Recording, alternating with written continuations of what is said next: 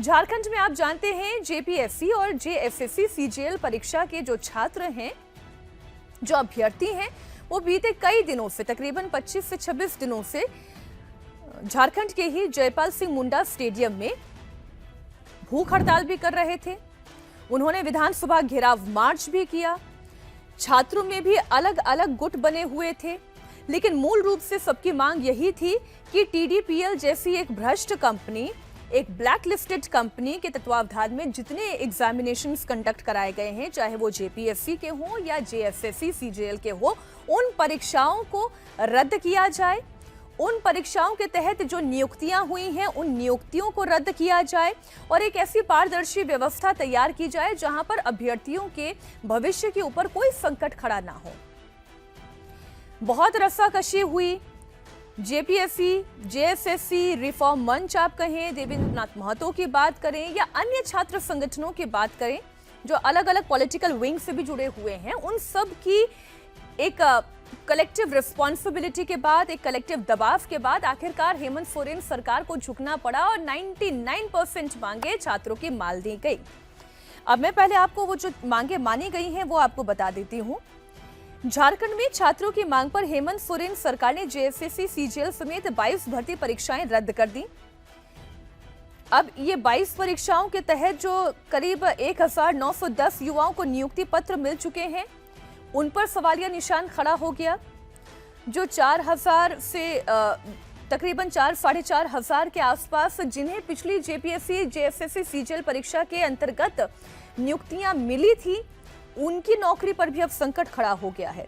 अब छात्र कह रहे हैं कि भाई, एक तरफ तो छात्र हैं जो ये कह रहे हैं कि भाई गड़बड़ियां हुई हैं तो परीक्षा रद्द होनी चाहिए। गड़बड़ियां हुई हैं और उसके बाद परीक्षाओं के तहत जिन लोगों को मैनिपुलेटेड मार्कशीट के तहत भी नौकरियां मिल गई हैं, उनकी नौकरियां रद्द होनी चाहिए। लेकिन न्याय का सिद्धांत ये कहता है कि भले ही 99 अपराधी बरी हो जाएं, लेकिन किसी एक निर्दोष को सजा नहीं होनी चाहिए। जो न्याय का सिद्धांत है वो यही कहता है।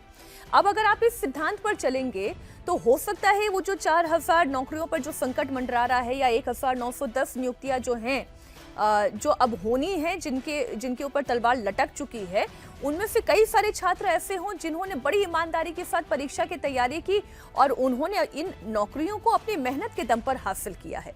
इसलिए अब हेमंत सोरेन के सामने एक ऐसा सवाल खड़ा हो गया है, एक तरफ कुआं है, दूसरी तरफ खाई है। अगर जेपीएससी, जेएसएससी सीजीएल परीक्षा को वो रद्द नहीं करते तो जो छात्र प्रदर्शन पर बैठे हुए थे, उनकी मांगों को दरकिनार करना उनकी सेहत पे भारी पड़ रहा था। उनकी सरकार की चौतरफा छीछा-लेदर हो रही थी। बार बार झारखंड मुक्ति मोर्चा और हेमंत सोरेन के ऊपर सवालिया निशान खड़े हो रहे थे।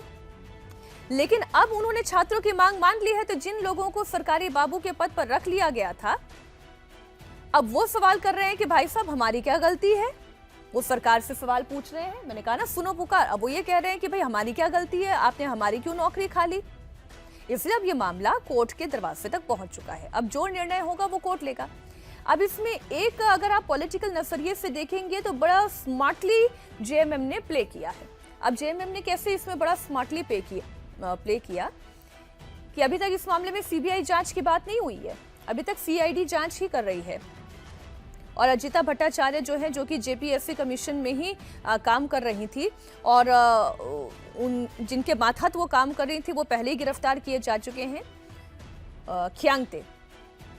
तो आप बड़ी बड़ी मछलियों तक तो आपके हाथ पहुंच रहे हैं, कानून के हाथ पहुंच रहे हैं।